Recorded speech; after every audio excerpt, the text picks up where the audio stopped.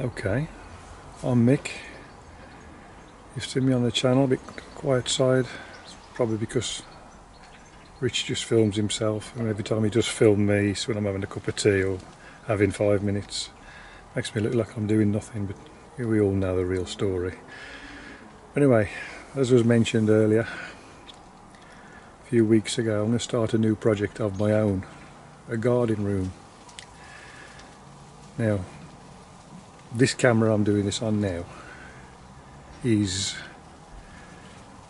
third generation, to be fair.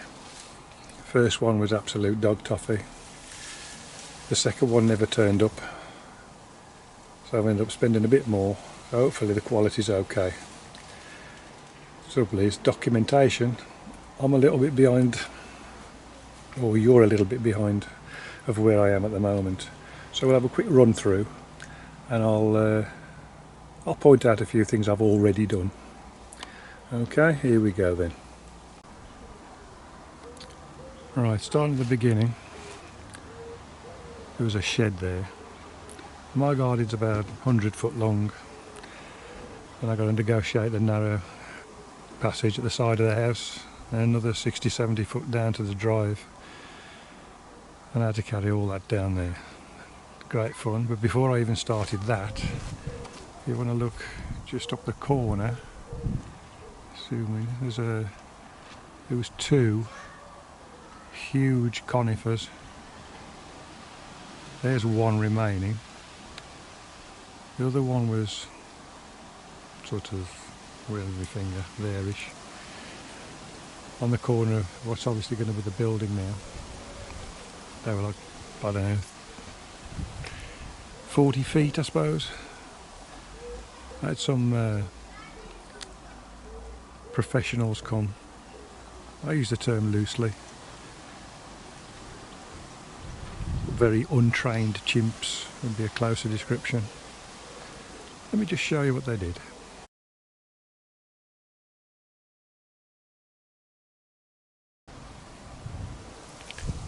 Anyway, let it go, Mick.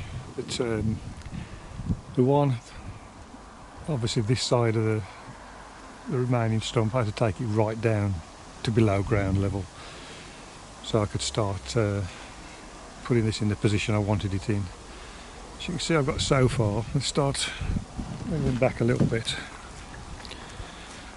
I didn't go for the screws, I just went for block work, which is set into on top of hardcore, which is down about 300mm, so it's quite substantial. It's not going to move anywhere. Throughout this build, I think we need to keep sight of the fact it's just a garden room. It's just it's going to be high spec, but at the end of the day, it's a shed. So what we've got is 4x3 perimeter, 4x2. I've still got to put noggins in between to prevent the any twisting or angling of these, so they're not sort of perpendicular anymore. Noggins will prevent that, so I'll get those in a bit. At the moment I've got the pain of knocking all these joist hangers in by hand. We have got a PPN, that's a pinpoint nailer, but it's Adam's and it's on site where we work in each week. He's told me I could borrow it, but I keep forgetting, to be fair. At the end of the day, I'd like to say it's therapeutic. It just seriously is a pain in the ass.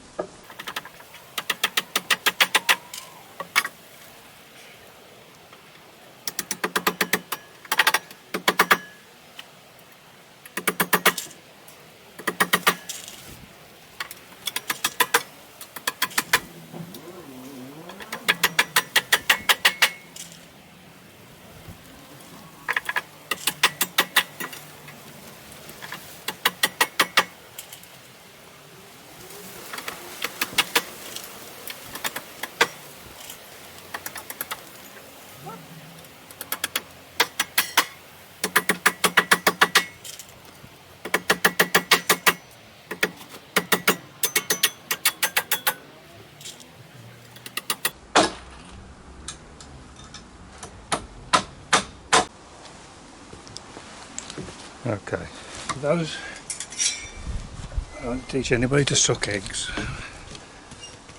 With these little pain in the arses, there's a little bit of a technique. What you don't want is that being away from the bottom of the, when it's sagging down here, it needs to be right up, otherwise it's going to be doing nothing. What normally happens when you're hand nailing them in is you give it a little crack, give it a little crack, then you've got all that wobble. The best way that I've seen, many people will do a little bit differently, but just get on the other one. If you can see that there, which is a little pressed in and bent over spike, tooth, call it what you will. So when that's hammered in, that spike will go into the wood, which does help. The first one, we'll get it right up that corner, right up there, and we'll get one in. If you're right-handed, you better do this side, because then you can hold it with your good hand, not smashing anything in. Now, slack. So what I tend to do is, you can pull it up, be careful, because this is sharp as well, you should have gloves on really. Imagine I'm bright and I've got gloves on. That's really right up there now. Holding it tight, start to tap it over, which you've got to do anyway. Remember that spike I was telling you about? That folds over. And then you just give it a tap. It's holding it free. If you didn't do that, you'd just be springing and lying down here again. So now you can get a couple in.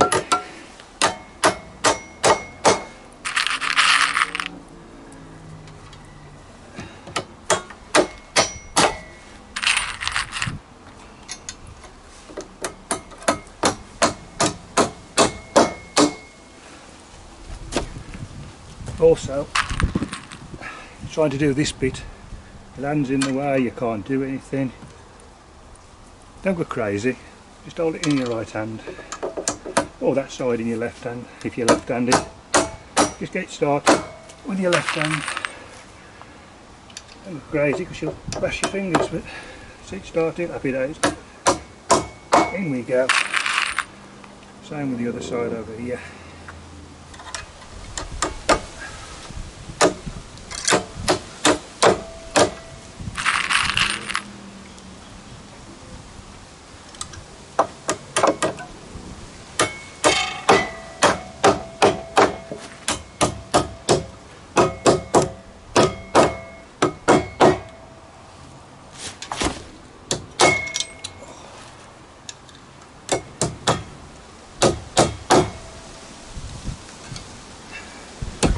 Look over there, there's a big knot there, so have a bit of trouble. Try and avoid the knots if you can.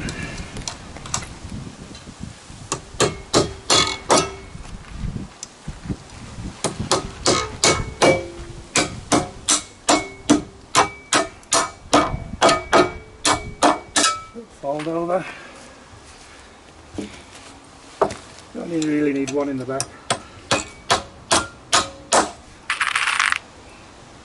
Going nowhere.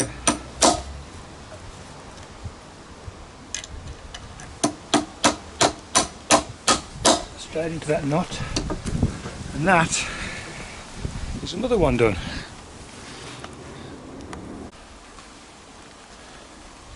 Right, joist hangers are in, most of them. Would you believe I've got 4 left? Right, where were we? When I said I've only got a couple to do, I meant I'll run out of nails. Now I've run out of dry. It's starting to rain. Okay, quickly, what I'm going to do is cut the Celotex, right, for insulation. Yep. I'm going to cut it at 400 not 400 centres, 400 bays. What we're going to do is cut 400 across there. It's 1.2 metres, 1200 millimetres. So what we'll do then is put the Celotex at 400 wide, pack it in. So we'll put one there, then the next one up there, then the next one down here, and the next one up there, before we put the noggins in. That way we get it nice and tight. We'll pack it up against there and get the noggin, put it in, pat it against the Celotex, the PIR, then move on. Then the little gaps that we'll have alternately, we can fill those in after, nice and tight. Then back onto the Celotex. Again, teaching nobody to suck eggs, but these marks, these squares, this grid is 100 millimetres. So it makes it nice and easy to count. And if you've got a measurement that falls just off a line, it's easy, same as it is if it falls on the line. Nice and easy to follow. I think I've shown you this tape before. It's got these little tits on the top. So what you do, pull it out, in this case 400, yeah, 40 centimetres is 400 mil. Put it right on the line, snap it shut. It's simply a matter of putting it on there. That little tip then is scratching.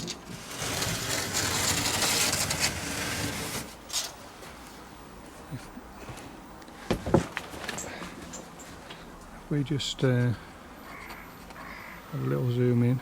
I don't know if it'll come in, you'll be able to see it.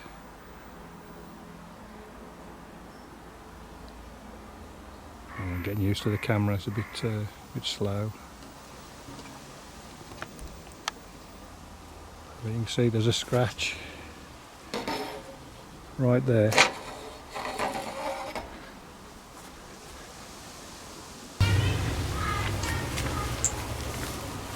And then either get a handsaw or a brute like this.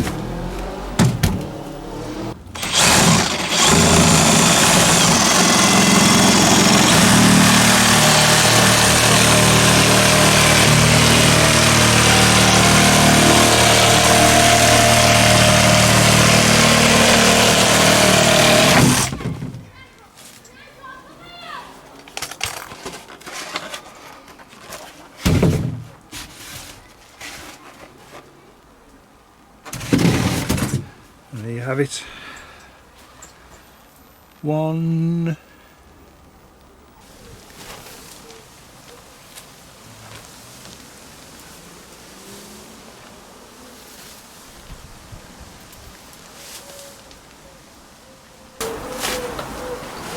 Right, I got so far, it's getting dark now. I've had enough, to be fair, 7:30. Had a rethink. The length of these, well, the width of these boards, 1.2, is almost a whole bay. If I put a noggin in the other side of that, like I was going to, I'm not going to gain anything. I'm going to get twisted that much. So I'm filling it full of insulation, but not tonight. So hopefully, if it does rain, it'll do it all in the night, and we're back at you tomorrow. I'll see you later.